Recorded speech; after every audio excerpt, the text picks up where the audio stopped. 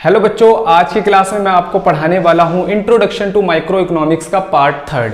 इससे पहले इस चैप्टर के ऊपर 2 वीडियो मैंने ऑलरेडी बना रखी है, तो अगर आपने वो दोनों वीडियो नहीं देखी तो अच्छी अंडरस्टैंडिंग के लिए आप वो दोनों वीडियो भी देख सकते हैं। तो आज की क्लास में हम पढ़ने वाले हैं इंट्रोडक्शन टू माइक्रो इकोनॉमिक्स के पार्ट 3 में इकोनॉमिक प्रॉब्लम।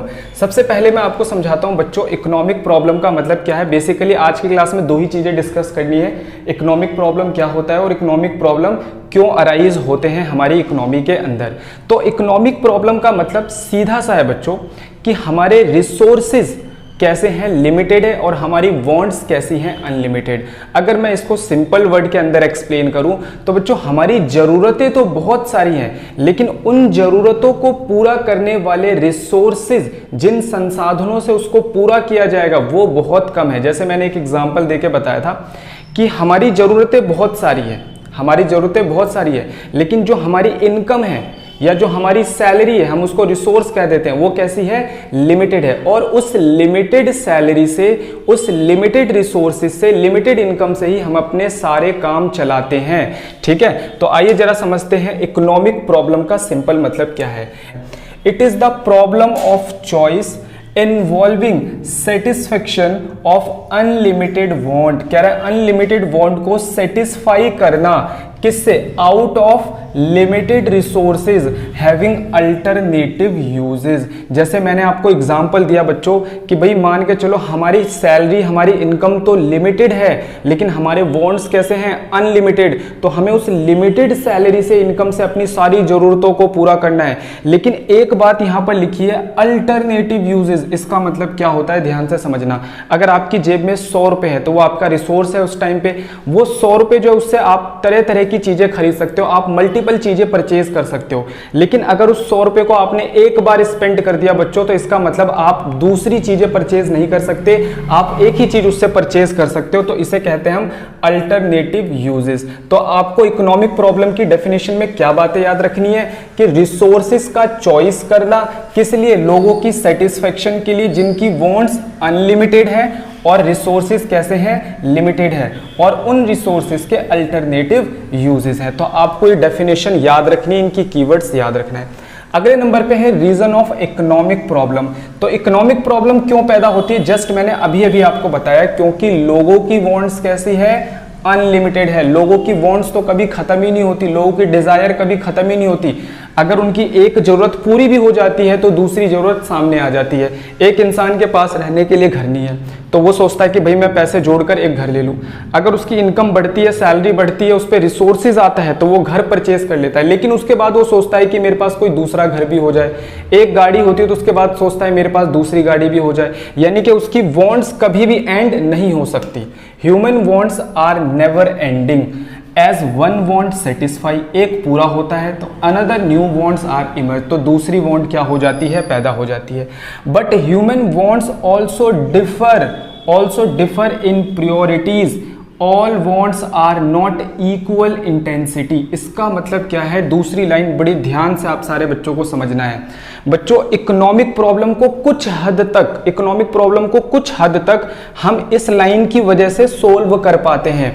एग्जाम्पल में समझना, जब कोई इंसान बच्चों सैलरी कमा कर लेकर आता है, जब कोई इंसान इनकम कमा के लेकर आता है, तो वो सबसे पहले किस पे खर्च करता है, सबसे पहले खर्च करता है फूड पे, क्योंकि फूड के बिना वो सरवाइव नहीं कर सकता। उसके बाद वो खर्च करता है अपने हाउसिंग के ऊपर, रेंट वगैरह पे करता है। उसके बाद वो खर्च करता है, मान के चलो अपने हेल्थ के ऊपर। उसके बाद खर्च करता है एजुकेशन के ऊपर। क्या कोई इंसान ऐसा हो सकता है कि जिसके पास खाने के लिए पैसा ना हो और उस पर पैसा आए और वो सबसे पहले गाड़ी खरीद ले? ऐसा नहीं हो सकता।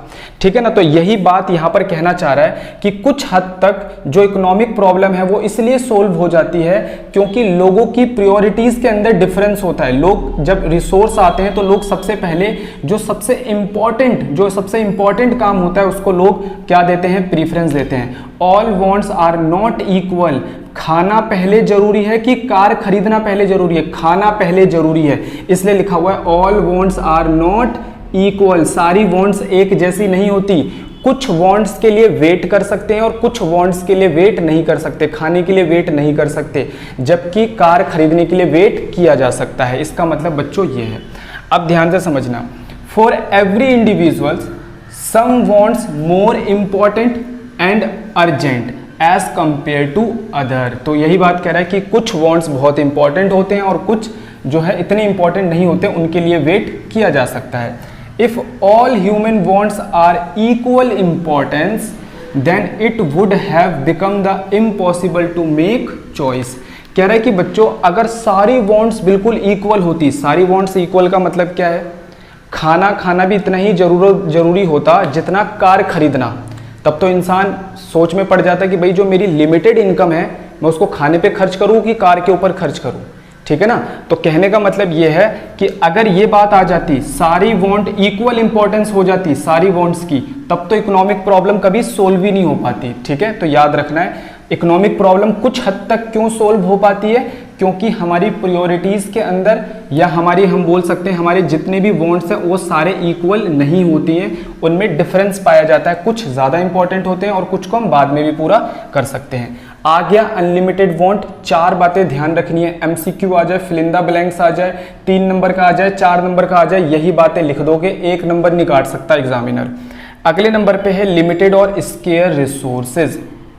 देखो मैंने बताया था 2 बातें हैं, मैं बोलता हूं कि भाई मेरी सैलरी लिमिटेड है तो मैं अपनी सारी जरूरतों को पूरा नहीं कर पा रहा, ये क्या है, इकोनॉमिक प्रॉब्लम है।